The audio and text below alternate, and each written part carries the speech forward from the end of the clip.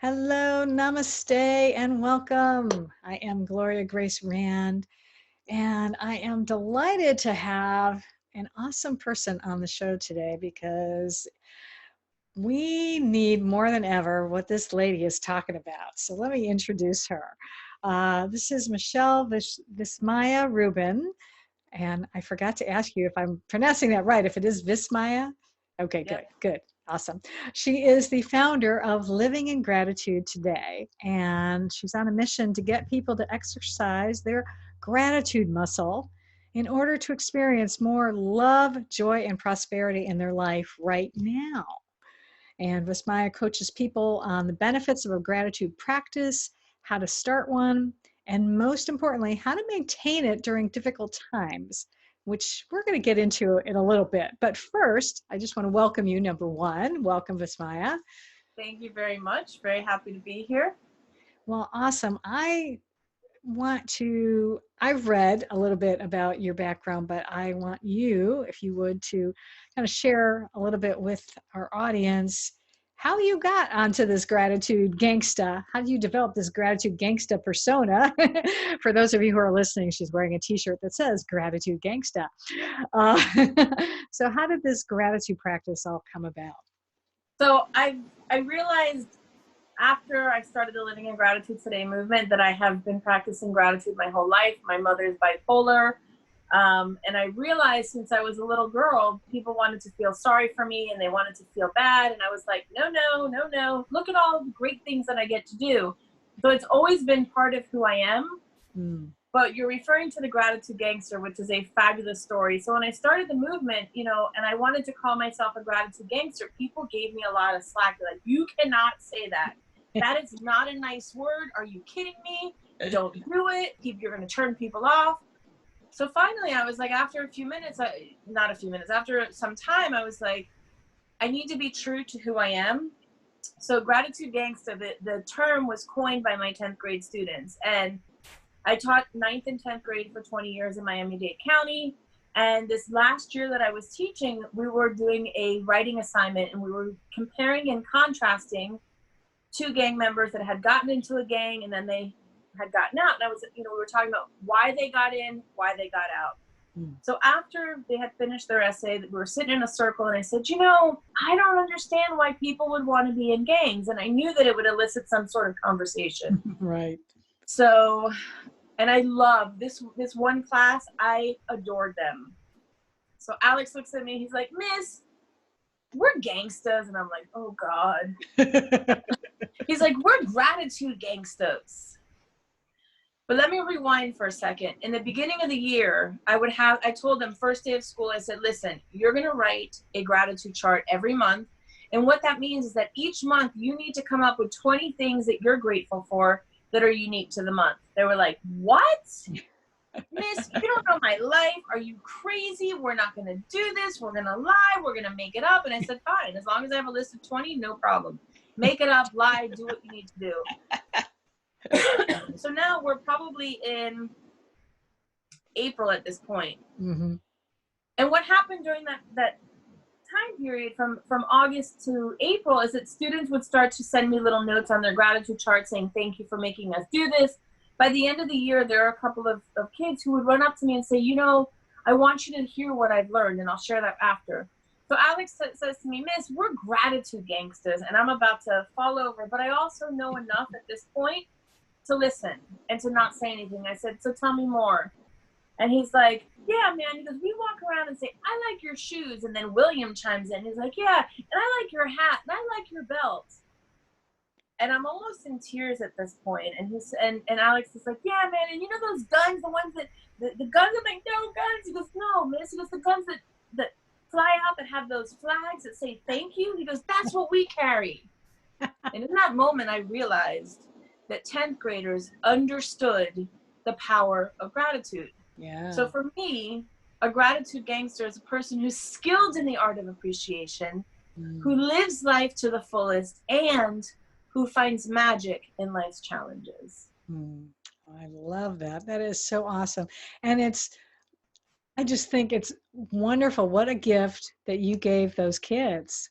I mean, really to have them then learn how to appreciate what they have in life, because yeah, I'm sure they did come from, maybe some of them came from tough homes and things, but to be able to now at that young age to be able to start appreciating it, oh, it's going to make such a tremendous difference as they get older. That's awesome. Absolutely. The seeds were planted. Yeah, that's terrific. So I wanted to get back to a little bit about the when I read your bio, it was how difficult it is to maintain gratitude, or how it can be maybe challenging for some people, let's put it that way, during difficult times. So as I am recording this, it is March 17th, 2020, a day where most people typically, because it's St. Patrick's Day, would be, they'd be heading to the bars and socializing and having a really great time. But unfortunately, we have this crazy virus going on. And now, here in the United States, they want to make sure that we're not congregating with more than 10 people. And so it's a scary world we're living in at the moment. So how do we stay grateful when it's times like these? So, I'm glad that we're having this conversation because, first of all, I want to, in all transparency, and I was sharing this with you before, I woke up this morning and I could feel myself like, I could feel like electricity, like I was anxious, and it didn't matter what I was doing. I felt almost like I was exploding on the inside. And I'm like, all right, Vismaya, what can you do?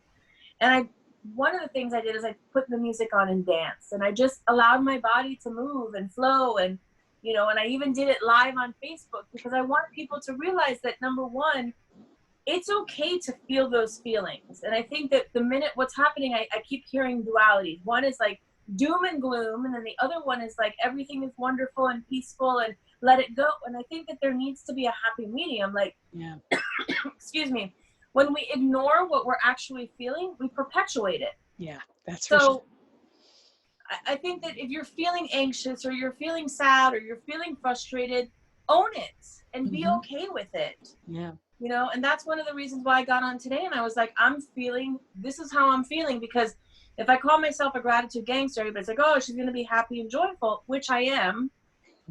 But that was one of the things, like really just acknowledge where you're at. And another thing that I have been doing is like when I've had to go to the store, because I have an older, my stepdad is older and I don't want him out in the stores. We went shopping last week, but I couldn't find him toilet paper. So when I go out in the stores, I put my headsets in and I do not listen to what people are saying. And I listen to a trashy novel that I get for free on YouTube. And I'm walking through the stores and I'm smiling at everybody. And they're like, what is up with her? But I can't hear them. So it's perfect.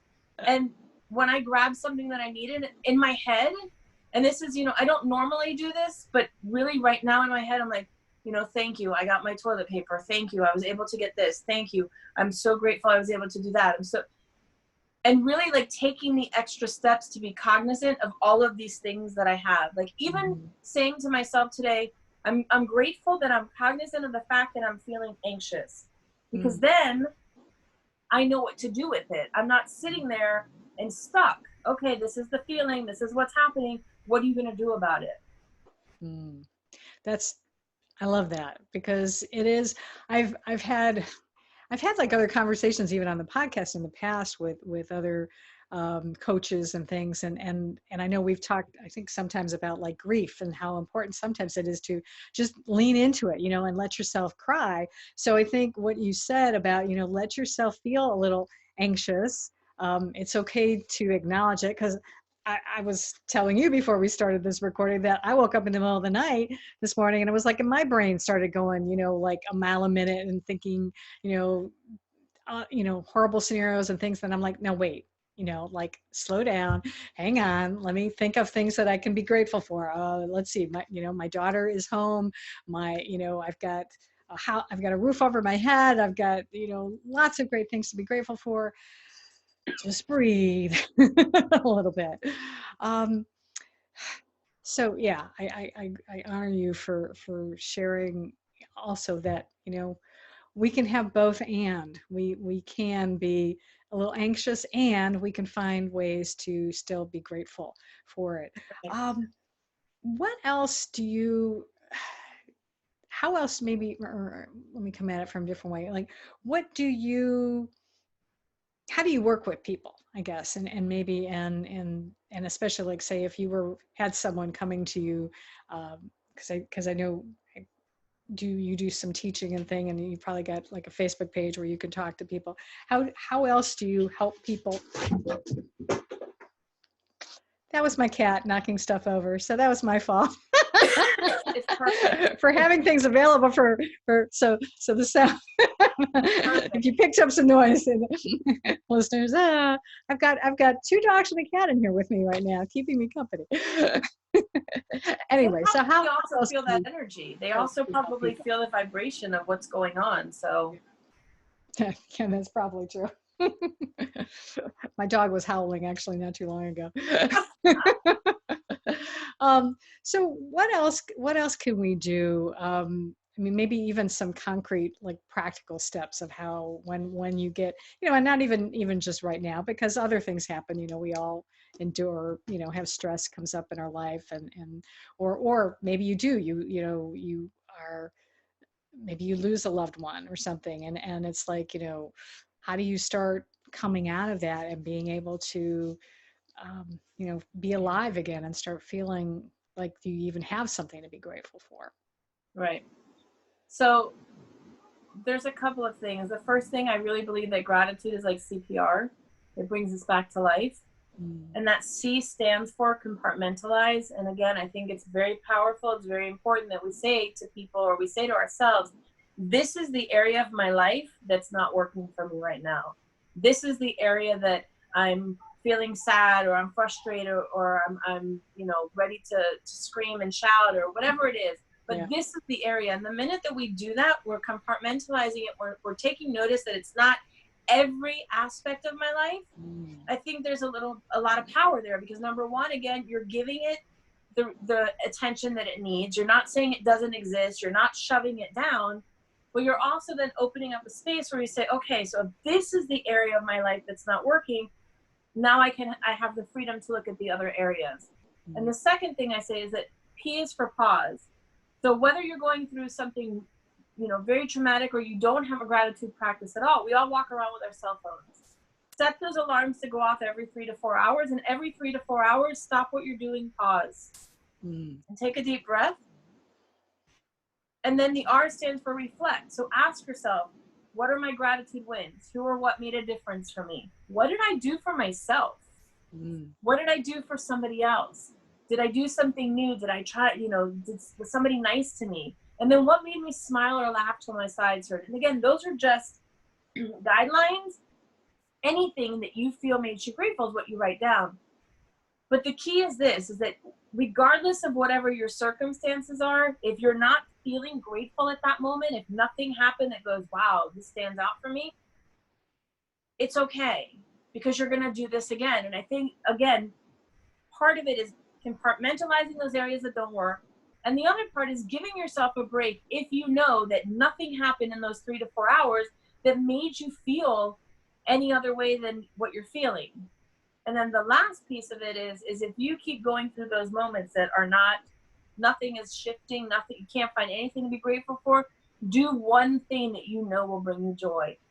For me, I know when I'm like, turn the music on and dance, like move my body, go to the park. We can't go to the park now. I tried walking around my neighborhood today, which didn't do it for me. So I turned on the music and I just dance. Like, do something, whatever that is, even if it's for 2 minutes, that you know will make you feel better. That's productive, that's positive. Yeah, absolutely. Well, that actually leads me to another question, is that, some people, maybe they go around, well, actually, you know what, I'm gonna hopefully my husband probably isn't listening to this, but I know one time I asked him, to just come up with, maybe 3 things that you can be grateful for today, because he came home, all complaining about stuff going on at work. So, and he was like, wasn't. So why is it important? What are the benefits actually of having a gratitude practice? So there are many reasons, but what I experience mostly is that regardless of what is going on in your life, when you have a solid gratitude practice, you're able to pick yourselves out of those sad moments a whole lot quicker. You're able to pick yourself out of a frustration a whole lot quicker. You're able to shift your mood a whole lot quicker. And it doesn't necessarily happen like this. Sometimes it does. But when you have that gratitude practice and it's a consistent one, you are able to notice those juicy moments in the middle of the muck. You're able to find the things that make you smile, even when life isn't feeling so great. And I gave you an example earlier. I was feeling anxious, but because I have a gratitude practice, I was able to say, you know what, I'm grateful that, not that I'm feeling anxious, because who wants to feel that way? Yeah. But I'm grateful I'm cognizant of the fact that I'm feeling anxious so that I can do something about it. So it gives us the power to really shift things. Plus, when you practice gratitude, it raises or releases the good hormones in the brain, and it also subsides or lessens the stress hormones, cortisol. So you're increasing the one and you're low in the other. It has an inverse relationship, which I think is very powerful. And that's science. That's not witchy woo woo. That's absolute science. Right. Yeah, absolutely. Yeah, because I think I have like read some studies and that, yeah, it really can help you, because especially help you physically, as well as Yes. mentally, that it can help you. So, what are, other than kind of the things that you've said, do you recommend, because I know a lot of people will talk about, keeping like a gratitude journal or something like that. Do you advocate that as another way to be able to keep track of what you have to be grateful for? Without a doubt. And there's a whole lot of research on that, but there's a couple of things. When we're writing down what we're grateful for, number one, we have a physical list compilation of all of these great juicy things. But I'll say this, when you have a gratitude journal, that's only a gratitude journal. That's not a journal where I write down my thoughts and my feelings, and if I'm Right. upset, I vomit into the journal and I write down why I'm upset with people. The only thing you put in that journal is what you're grateful for. And then you have a whole a compilation of all of these things that you can go back to and look. But there's a couple of key things. One, right, when you're writing, you want to really write with feeling. So you want to be able to feel what it is you're writing down. So that way, when you go back, you can tap into that space again and you're able to experience it as if it were happening right now. And the other thing is that it really is good for self-esteem, because you start to see all the little things that you do on a regular basis. You start to notice, wow, you know what? I feel like I'm a failure at work, but wait a minute, this happened and this happened and this happened and this happened. So that's just a moment I'm having. And you start to have a running log of all these great things that happen to you. Yeah. Yeah, absolutely. I know I've worked with some of my like coaching clients, and I've always encouraged them to, because I work with like entrepreneurs, and say, make sure that you keep a list of like your testimonials and things like that, so that, yeah, because there are those down days where you start doubting yourself, and it's like, oh, am I really good enough? And then you can go back and say, oh, wow, they said that I did this really great job on this project. I guess maybe I do know what I'm talking about, or whatever. Yeah. Yeah, so that's awesome. Um, how can someone, well, how do you actually, tell me a little bit more about what do you actually do other than talking about gratitude, but how does that express in the world? So what is your, what do you do to promote this message, I guess would be a good way of saying it, other than podcasts? So I do a lot of podcasts. My goal this year is 200 podcasts. But I also have a Living in Gratitude Today movement. It's an online movement where I drip information to people twice a week. Plus we have a Living in Gratitude Today private community. And that has been really powerful because I get to research all of these great techniques and tools and tips for people and share that information. So when you're in the movement, you have this bag, or this, a bag of tricks, like a toolbox of all of these things that you can pull out. So if something resonates with you, you do it. If it doesn't resonate with you, you toss it. But you have all these ways that you can tap into that space of gratitude regardless of what's going on in your life. So that's the first way. And then, right now I just started a 5-week teleclass, which has been super fun. It's as much fun as it is for people. It's also been a lifeline for me because I love to teach. And then what I teach, I learn, and what I learn, I teach. So it's been really amazing. So those are the two main ways. My goal is to have 1,000 people in the movement and really get in my gratitude mobile when all this craziness is over and travel and speak and share the message. So Awesome. Well, I'm so glad that you were able to be here today. Like I said, it was like serendipitous. It was, originally when we first talked about doing an interview, I was like, yeah, I probably wouldn't put it on for a while. And then I said, you know what? I think we need to share this gratitude message right now. So I will be, that's why you're seeing this now instead of 2 months from now. We need this message now. One last thing before I let you go, how can people connect with you? What is the best way for if someone wants to know more about this gratitude, well, the living in gratitude today movement? Yes. Yeah. How, So my website is livingingratitudetoday.com/join. And they can also find me if they text the word grateful, GRATEFUL, to 64600. They're able to find me. Okay, awesome.